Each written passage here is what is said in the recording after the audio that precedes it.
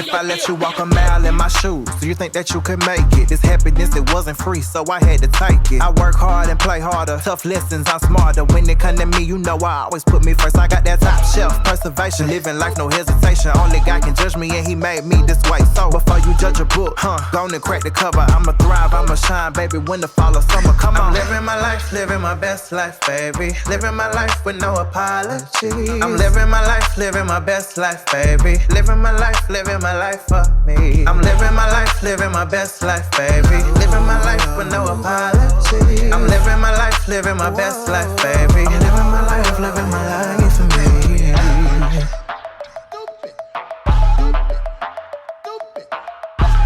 TRANSworld Atlanta. Let me take you on a mission. I pull up and your main start tripping. Tell your friends how you met somebody different. I pull up for you. I pull up. Hey, what's happening? How y'all doing? Oh my God, yeah. Say hey, say hey. What's going on, sis? Good to see you. Yeah. I'm Jamel Ashley. And I'm Alfonso Mills. And we are the... What? Please finish that. And we are what? I have nothing to say. In love. That was sweet. Balance. I'm from Detroit, Michigan, 313. What up, though? And I'm a military child. I was born in Charleston, South Carolina. Moved to Georgia from Seoul, South Korea, but moved a whole bunch of places in between there. I think I decided to do this show because it's important. Trans visibility is important, but more importantly, I feel that it is vitally important for people to understand the difference between sex and gender, and to know that it's 2022 and men have babies.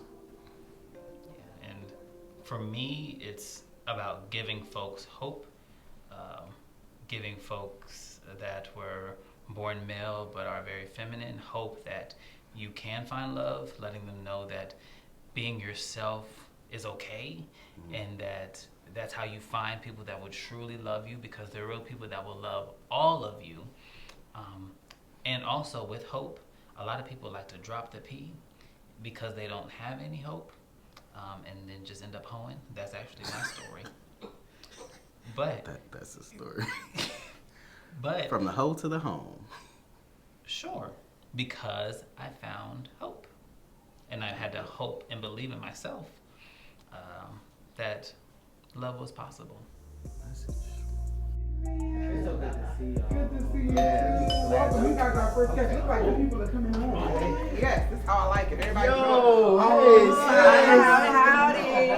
How are you? Good to see you. Thank you for the invite. Thank you for coming. Welcome to our home. Hey, brother. Make yourself at home. Good to see you. Yes. Make yourself at home. Good to see you guys. My name is Reverend Sean Jackson. I'm originally from New Orleans, Louisiana, by way of Atlanta. I am the CEO of TRANSworld Atlanta, where we house trans men and women in domestic violent relationships. I am Denise Jackson. I'm native of Atlanta by way of Miami. I am the CEO and founder of the Shaw Foundation, Sharing Hope and Inspiration. My organization ministers to women and children affected by domestic violence. We provide clothing, shelter, and support. And I'm married to this man here, Mr. Sean Jackson.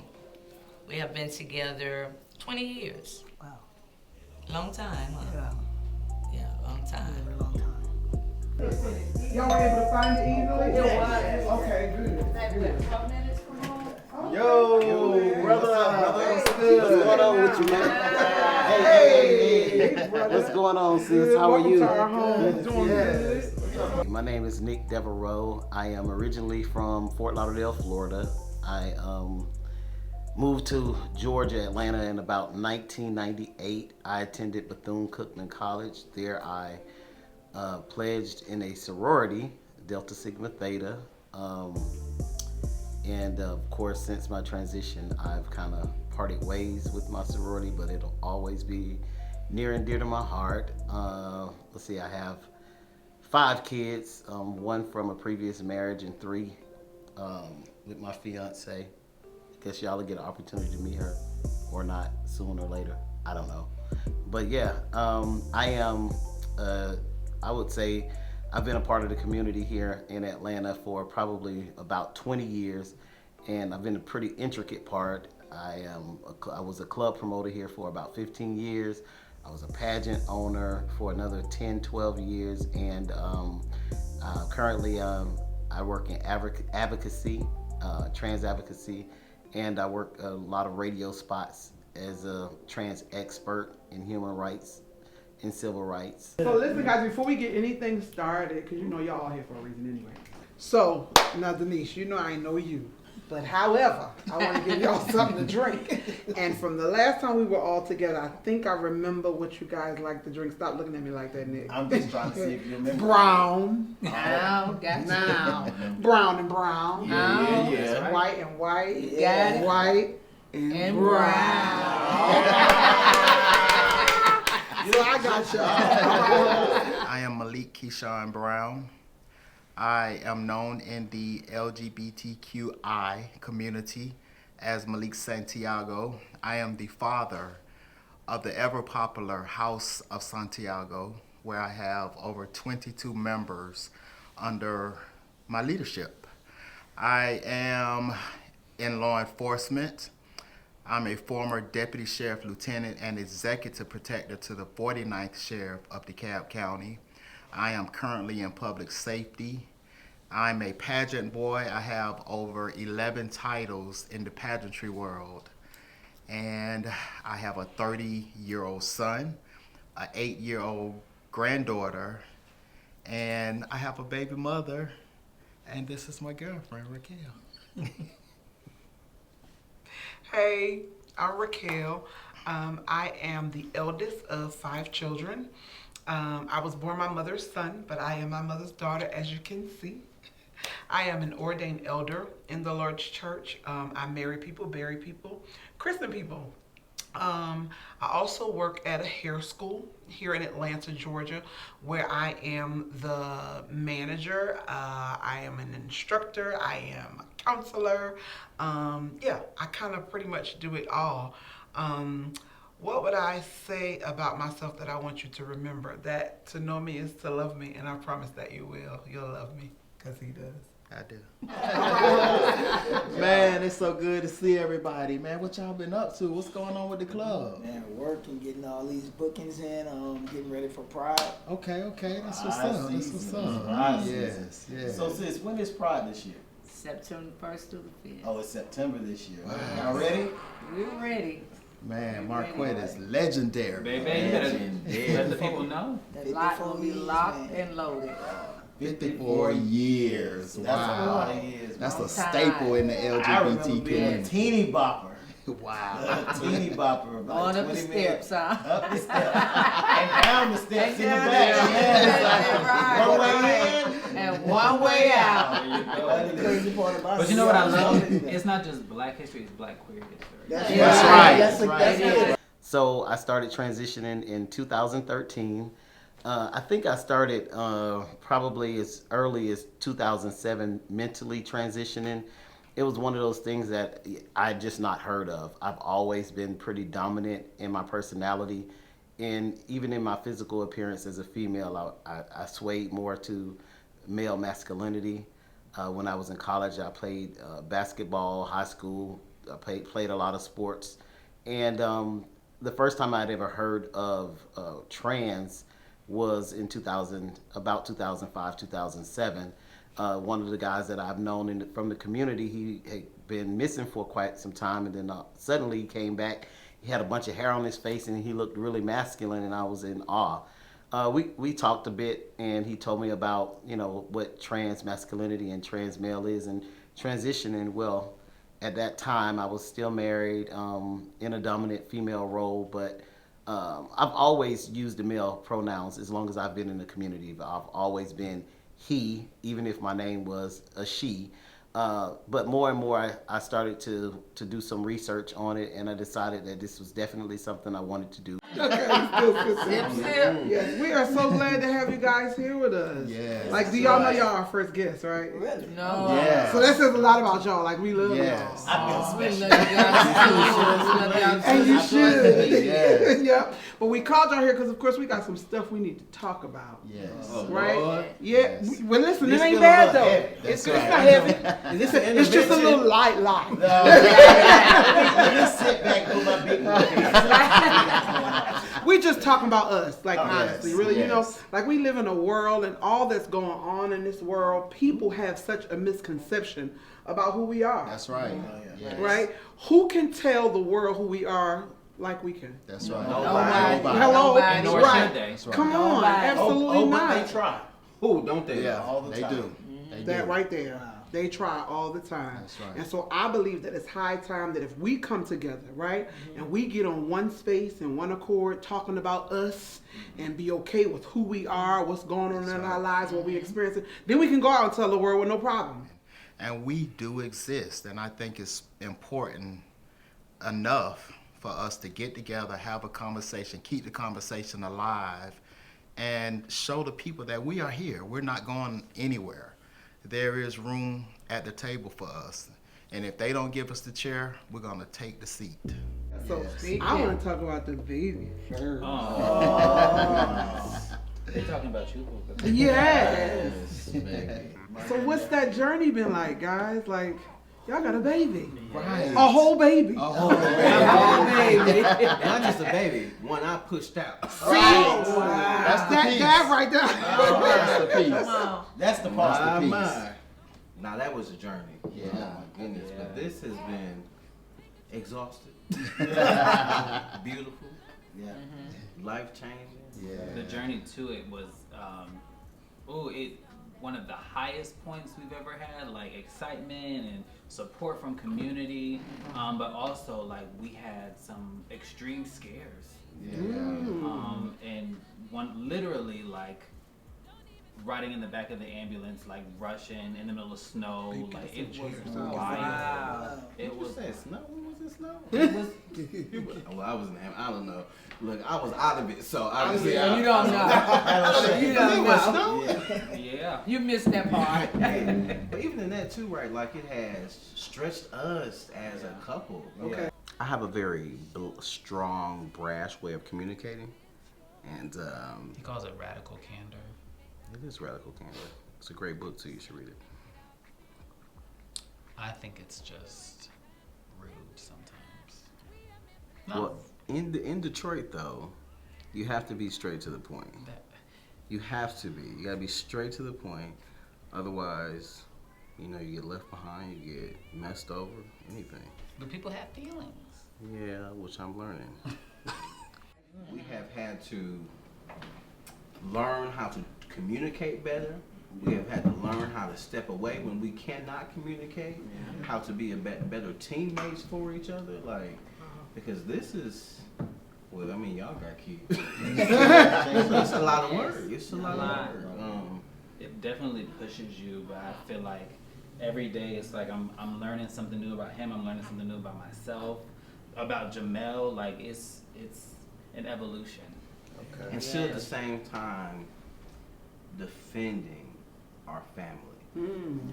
It's like, you know, there's this ideal of, oh, this baby shouldn't be in this family. Yeah. How this baby got here is wrong. So I was born HIV positive. My mother contracted HIV from my father. It's unknown really how he contracted HIV. My father passed away when I was 15 months old. My mother passed away when I was 15, both from AIDS complications. I was given 3 years to live. I'm 34 years old right now. And one thing I will say that living with HIV has taught me is you cannot take tomorrow for granted. The beginning of my life was filled with a lot of death. My mother was a social worker and she worked in the field of HIV with people who have HIV. And she was very close to all of her patients. And I went everywhere with my mother. So every client was an aunt or uncle. And I just remember the beginning years of my life full of death, full of funerals. And I think it was heavy on me because as a kid, it's like, oh, these people are dying from the same thing that I'm living with. But instead of, I had a great mother and I had a great grandmother who taught me my faith in God. And so it is that faith in God and switching what should have been a burden and turning around to a point of hope for myself that really has been life-changing for me. And it has taught me to be very vocal and open about my status because I want people to understand that living with HIV is not a death sentence, especially in 2022. And also, particularly for people who have contracted HIV throughout their life, whatever dream you had before is still possible. GQ. What's up, sis? Hey, so of course you know it's about you. Like, so it was a pleasure to meet your fiance, right? And I thought that, you know, she would be here today, and because I was like, I heard like she's somebody, you know. And so I Googled her because that's what I do. I Google everything, right? Damn queen. And The so, internet is always right. well, that's what they say, right? But because you my brother, Yep, I can yep. get the truth from you. All right. And that's what I'm clear about. That's what our relationship has looked like, right? Yep. And so I was reading something back in 2016, how she felt about trans people. And I'm saying, wait a minute though, my brother's trans. And I said, before I get overly, you know, pissed and, you know, let me ask my brother, because who else could I go to? So Yeah. can you talk to us about that? Because they don't know what I'm talking about, so they need to come on in too. Well, first of all, I'll say, sis, I appreciate you coming to the horse's mouth, Absolutely. right? That's the way it should be done. But unfortunately, I wish that she was here to kind of tell her own story, and that's kind of been her thing. But we were, you know, when we were approached with the opportunity to sit in this space and have this candid conversation, she was really excited. We both were excited at the opportunity to finally tell her story because it's been told incorrectly for the longest, a lot of years now.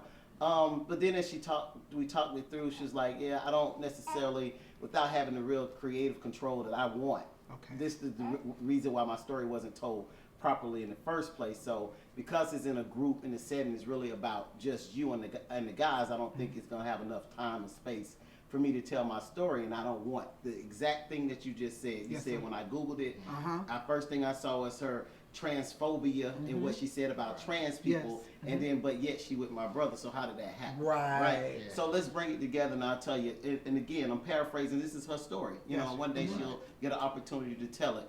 But you know, as the head of ACLU, civil rights organization that fought for human rights, trans rights, LGBT rights, and black and brown people and others, there was a law passed in North Carolina, again somewhere around there, around the bathroom and trans people going in the bathroom. Okay. We have 3 girls.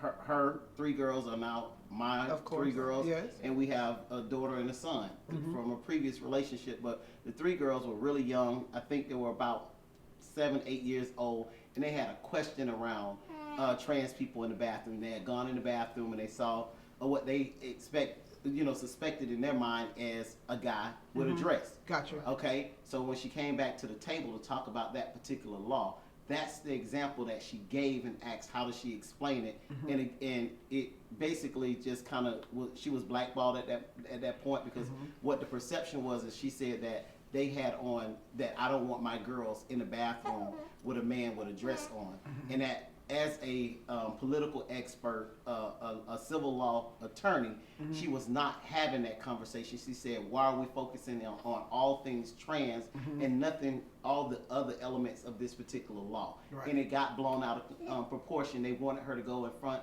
And listen, my woman is an alpha woman. That's what excites me. I've only dated alpha women. That's the way it's gonna last. Right. I'm alpha, she's alpha, we clash. Right. That's just the way it is. So what was your understanding? Like, I don't want to cut you off, but I want to ask you, like, what was your thought about it? Like when you heard it? Because what I read, what I read was she didn't say that they was. It said that they was 2 6 feet tall men with deep voices. So, they didn't say anything about dresses or anything. Thank you for saying it. Yes. I literally just told you what she told me. So again, that's what I just said. The internet doesn't tell the story. Gotcha. She also went on The View. Please Google it. Google The View and look at it. And so there's a lot in this bill that requires conversation, and I was not provided the opportunity to have robust engagement on these competing interests But you're and also issues. particularly interested in the transgender portion of the bathroom bill. Isn't that true? Oh, I'm not particularly interested. In fact, I care more about the issues of economic equity and race equality than of whether or not people can have access to bathrooms. She repeated herself. Gotcha. Had nothing to do with 6 foot tall men with deep voices. So She that was something they That created. was something Wow. that they created, all right? Wow, yeah. And what the part that I was getting ready to, the intersectory was, she was not willing to go on TV or anywhere else to have a conversation about it, because every time she walked into space, the stigma was that she was that person that didn't like trans people. Yes. I'll just dig in just a little bit because I think she will appreciate me telling this. She's been in this community since she was 12 years old. Wow. But her belief is it ain't nobody business. Okay. Unless she tell it. Yeah, she get to have Okay, that. she Yes. get the opportunity to tell her story. And I have to stop there Yes. because I don't want to tell her story. But I can tell you, you've known me long enough to say, yeah, I don't think, I hope that this group of people who've known me for years and years and years, and those who just met me, you know, within the last 5 years, I hope that you guys know that I'm not that. I was trying to find a better word and I can't find it right now. But, you know, just that hard up or stupid to be dating somebody who did not love me in my totality. Gotcha. Love me And that's what I needed to. That's love what I me in my wanted to know. totality. She Yeah. clearly understands that I was born female, Right. and I operate as a male. Mhm. Okay, Right, yeah. she understands my anatomy, love from the top of my head to the crown of my feet. I love it. She Yes. understands it and loves every bit of it. Uh-huh. But again, those things were taught. We talked about it. I was happy with what she said. Uh-huh. She's shown me. Okay. You know, Okay. from day one, I've been very involved with her girls. It is a love story to be told. As far as my new engagement, so in 2020, at the very beginning, at the top of 2020, I met my fiance. In fact, it was around the first or second week in January. I was invited to a civil rights organization by the name of Rainbow Push. A very good friend of mine, Robert Patello, is the executive director. So he basically had a boardroom full of who's who from different walks of life, and it was lawyers, it was doctors, it was politicals, lawyers, it was everybody in that room who made up a conversation, and what the conversation around was really human rights. So we talked about human rights as it related to black and brown people. And I was there, of course, as what they would call a trans advocate or a trans SME, a subject matter expert. So in the room, it was probably about 20 different people from 20 different walks of life. And these were people that were very affluent. And so when in the room, the way it was set up in a boardroom situation, and we had to do an introduction. I don't know if they did this purposely, but in this introduction, I was last to introduce myself. So very similar to just kind of introduce who you are, where you're from, and who you are. That's what we did. Ironically, my now fiance, and I was sitting across from each other. So she went first. I went last, and I was a little nervous because this was the first time I was in a room full of really all cis people, and I was the only person representing what we would call the community or the rainbow community, so the LGBT community. So I was a little bit nervous, but you know, I am who I am. I introduced myself. I have no shame. I like to say this thing about me that while I'm not the poster boy for trans, I am trans, and I say that because every day I just live as a male. It's just who I am. I like to explain myself by saying, you know, I'm a male of trans experience. I like to disclose up front so that there's no issues, because if there's an issue with it, then we can part ways very, very sooner than later. A lot of people don't believe in disclosure, but I do. For a lot of different reasons, but I'm who I am, and it works for me, and it has worked for me. And so after that meeting, the unique thing that happened was Rob, who is the executive director, his assistant came over to me and she said, "Hey Nick, Maya Dillard Smith, who is a civil rights attorney, who is now my fiance, she would like to finish the conversation around trans rights and some other things, because at the time she was a U.S. candidate for Georgia Senate." So I said, sure, I'll be happy to have a conversation with her. So she handed me Maya's card and asked me for a card. I gave it to her. And the next day, Maya's assistant texted me and said, "Hey, Nick, this is, whoever, Maya's assistant. Wanted to see when you have time to chat." I responded to her, and we kind of went back and forth. And then Maya sent me a text and said, "Hey, thanks for responding, looking forward to meeting you." And we set up, I was downtown Atlanta, that's where my building was, where I worked. We were, and we came up with a time and a date. It was a coffee house, a black-owned coffee house that was right around the corner from my job. She worked right up the street. So we met at the coffee house, and it was really, honestly, like love at first sight. Like, I looked at her, she looked at me, and I am a gentleman, so we walked up.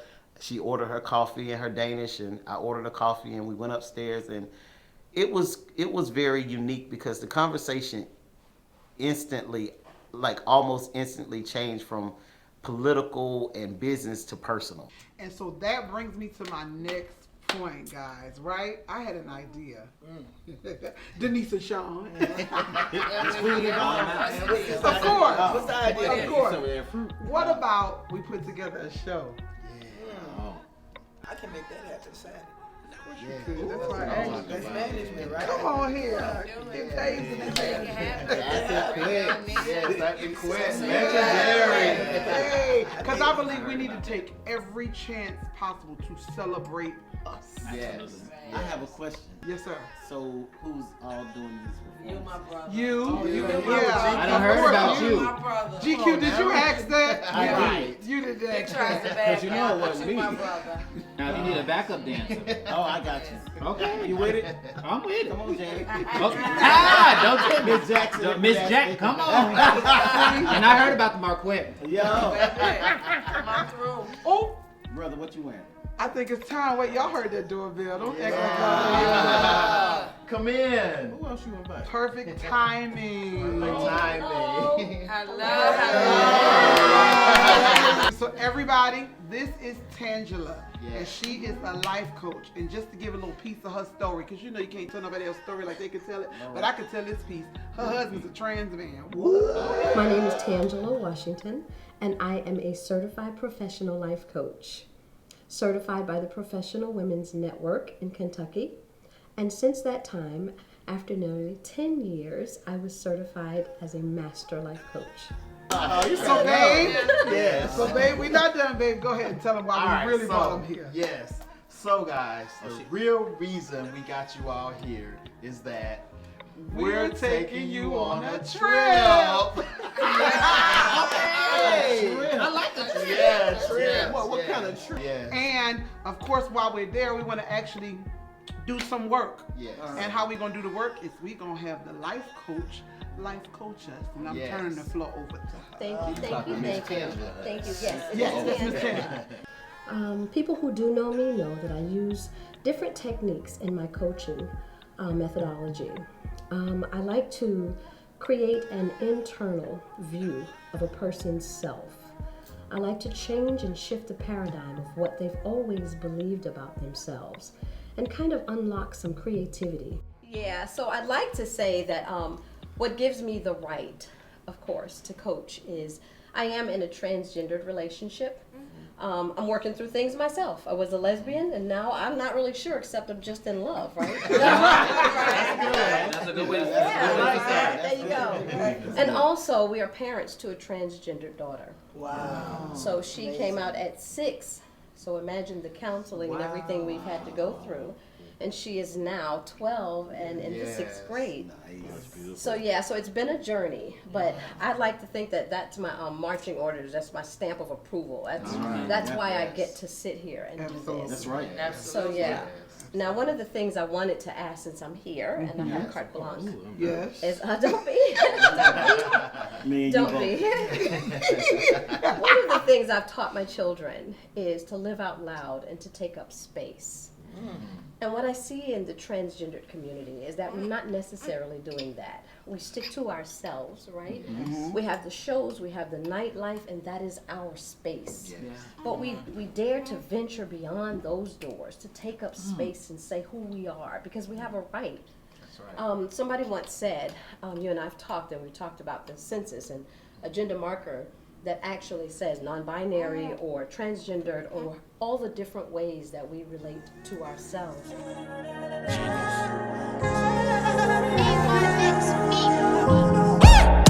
Me and my girl, we are outside.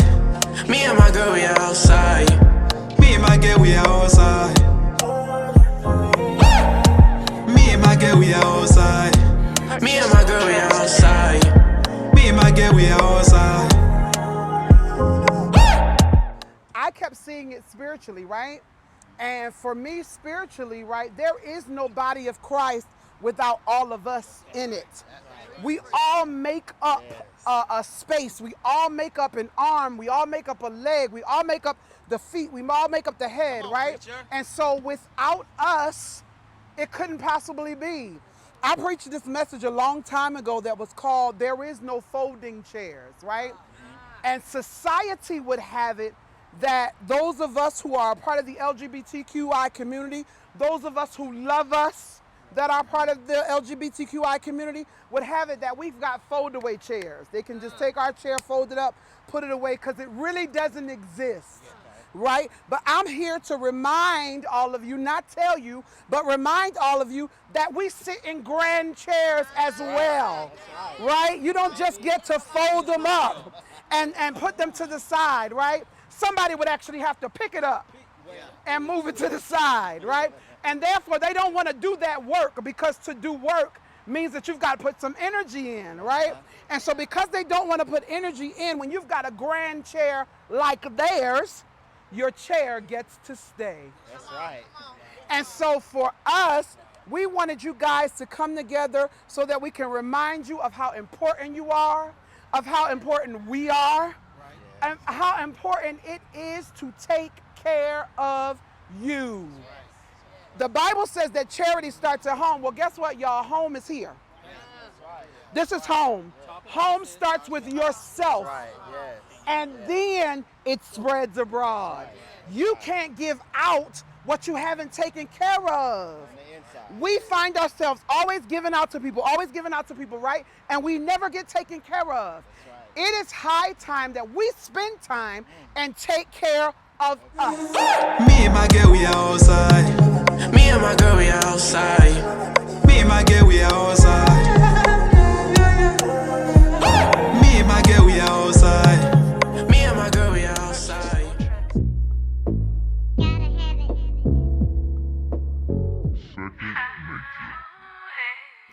Yeah, nobody know just what you do to me.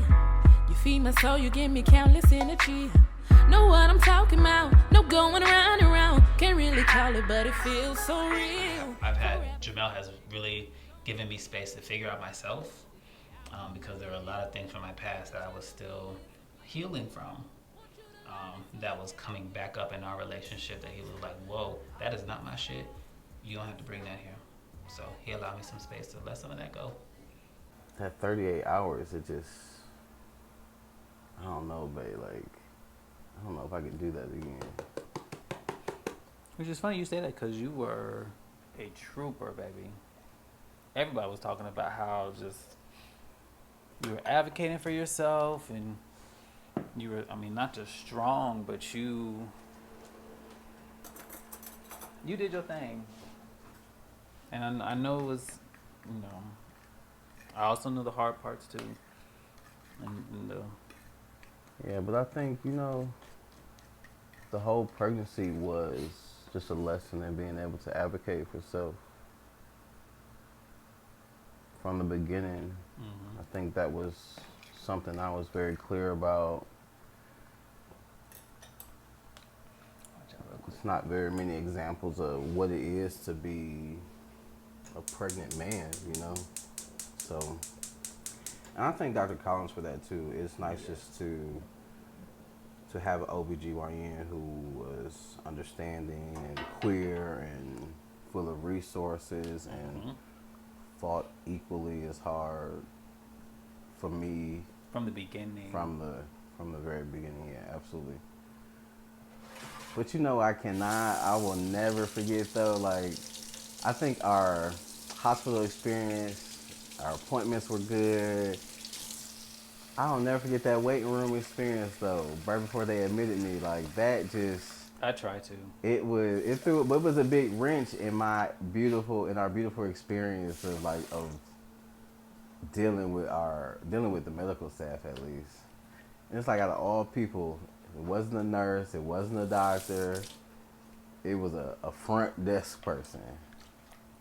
But you know what's so crazy about that though? It shows that healthcare is more than just the doctors and the nurses and the pharmacy. Like when you have trainings and when you try to make spaces affirming and when you try to create an atmosphere, you have to think about it from the moment you walk through those front doors. Yeah. And people don't think about that. I mean, working in healthcare, we are huge to let folks know, like, it's not just, you don't just train one aspect. You have to, from the top down, all up and through there. Everybody needs to know. That's true. But I mean, like, look at our kid though. Like, can you remember this though? Remember this? Baby, the little speck. And we were so excited. No, we were terrified, baby. Don't you remember? That was right after I got back from Miami, and I had randomly started bleeding. Yes. So I thought I had a miscarriage, and I was unable to enjoy the rest of the trip. And that appointment was, I think, that following Tuesday. Mm-hmm. And so, like, I had to wait 2 days with no idea what was going on. We didn't know. But then they saw that first heartbeat, like that heartbeat was when I was able to settle. Yeah, I completely. Yeah. I mean, I forgot. I didn't realize that was that appointment though.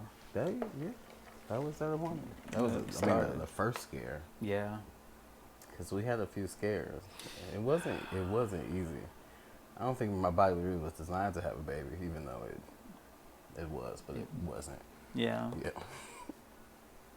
Which just speaks even more to like your strength and your ability.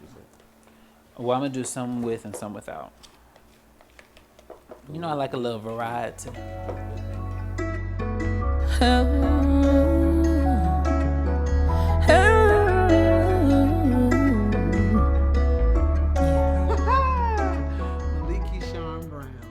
Who would have ever thought? Surely not me, and definitely not him. He sent me a message. He DM'd me on Instagram, and we were talking about church, so forth and so on, back and forth. And you know, I kind of felt like I'm talking to this man, and I don't know if he's married or whatever. But we were talking about church, and so I didn't think nothing of it. But I did tell him. I said, now I don't know, you know, if you married or whatever, but if you are, I ain't her. I'm not the one that you gon' jack up with or whatever if you are. And he never answered me. I found out sometime later we were on a panel together, and I saw a wedding ring on his finger. And that's when I found out he was married. And so I had already said my spiel, so I didn't need to go over it again. So we started talking, and we became real fast friends. Like, we became fast friends. Unbeknownst to me what was going on at home for him, but we became friends. And one day, he came over to my house, right? And he was saying his back was hurting. So I said, well, sit down. And so he sat down between my legs, and I start massaging him. I'm good with my hands, as you can see, this and just period, right? And so I start massaging him, and he was like, God, that feel good. You went to school for this? I was like, no, I just imagine what would feel good to me, so that's what I'm doing to you. And the thing happened. What are you talking about, Raquel? What do you mean the thing? This Negro looked up at me and I looked down at him. And you know how two people look at each other and that thing happens? And so the next thing to happen is you kiss, right? I said, get up, because I'm clear that he's married. Get up, you gotta go. And so I sent him home, told him he had to go home. Of course, we continued to talk and stuff. I then later found out that him and his wife had been going through, and they weren't in a good place. They were separated, not looking like they would get back together.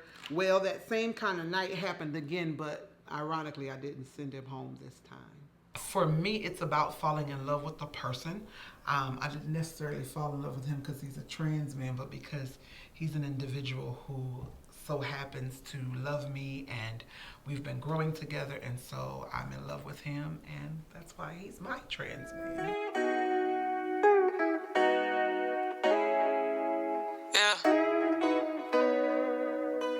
Those Productions. Yeah. I've been really trying to basically tell the story for a long time. Being molested as a young kid from the age of 7 to the age of 13 by one of my siblings. And which I looked up to this young man as if he was Superman to me. I was the second to the youngest out of 9 kids in my adopted family and the youngest out of 3 kids in my biological family. I was also adopted at 3 days old. Never knew why my mom did what she did, the reason she did it, why she did it, I didn't know. But my aunt, my aunt raised me. And my aunt really kept me away from my mom.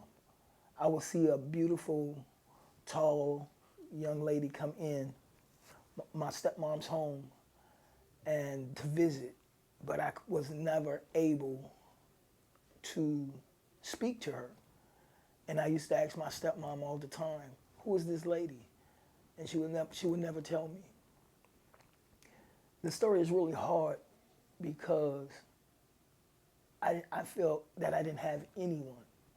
And every time I got molested, day after day, after day, after day, that same individual told me if I said anything, he will kill me. And to the day, I don't allow men to embrace me. Only thing they can do is shake my hand. And I'm still sad today because if I see my brother and he asks for something from me, I will give it to him, but he took something that was very, very cherishable to me. And back in the days, I really thought that at that present time, we was in a relationship because he did it to me. We've experienced some highs, some lows, and we're very transparent about all the things that we've gone through as a couple. So we keep God in and everybody else out, and we survive. I started my transition. I met my wife first, and it was a first for everything with her. First this, first that, and I loved her for that. And when I started my transition, she was right there saying, babe, don't worry about it. It's okay, we can do this together. And we were both in a house called Franklin Production. And the house was mainly of entertainers from different states and cities where we came together, performed at different clubs. But here, it was told to me, being inside of this house is your family, and they treated me as I was a biological child of theirs, and I had my own biological family, but it was good. Years later, God allowed me and my wife, Denise, to get our own family, which is the Jackson house. And we have the same kids that were under us in Franklin Production, and they've been with us 20 plus years.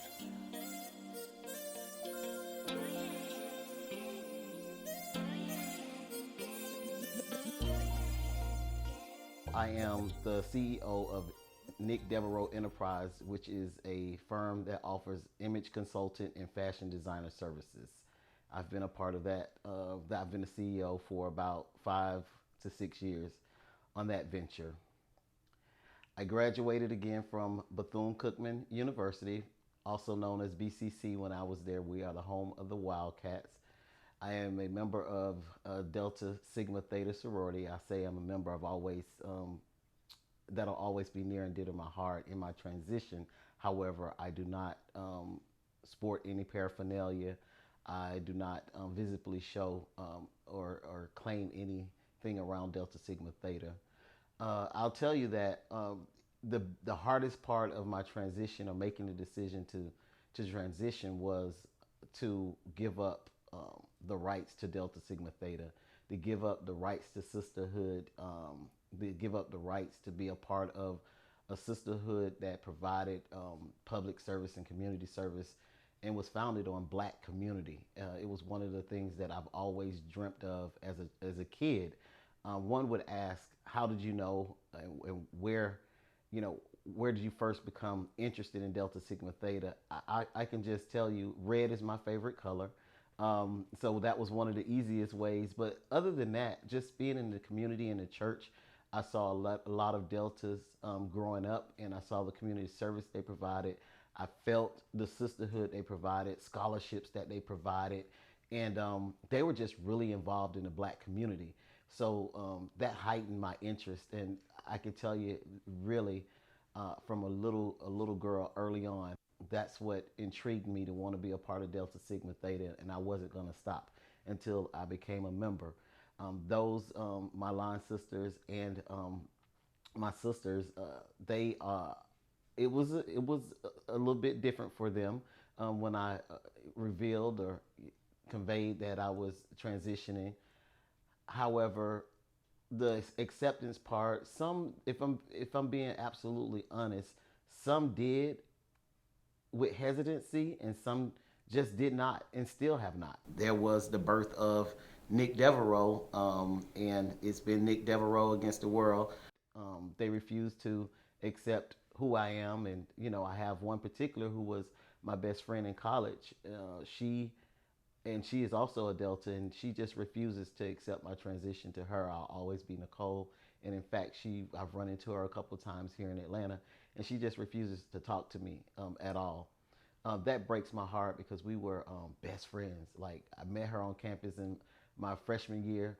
I literally moved out of the dorm my freshman year, second semester, spring semester, and we moved in together, became roommates, and it was a tough hill to climb, to know that she had an issue and really will never see me, as who I am, and living in the life that I live in, happy, and yeah, that's tough. That's tough.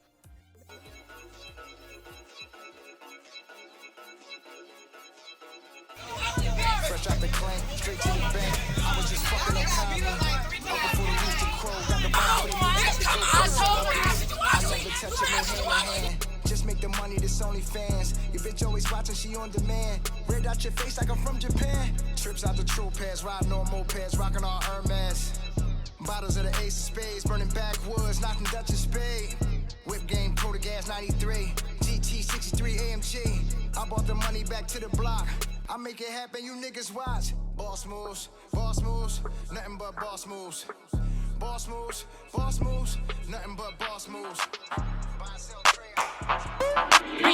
If I let you walk a mile in my shoes, do you think that you could make it? This happiness, it wasn't free, so I had to take it. I work hard and play harder, tough lessons, I'm smarter. When it come to me, you know I always put me first. I got that top shelf preservation, living life, no hesitation. Only God can judge me, and he made me this way. So before you judge a book, go and crack the cover. I'ma thrive, I'ma shine, baby, winter, fall, or summer, come on. I'm living my life, living my best life, baby. Living my life with no apology.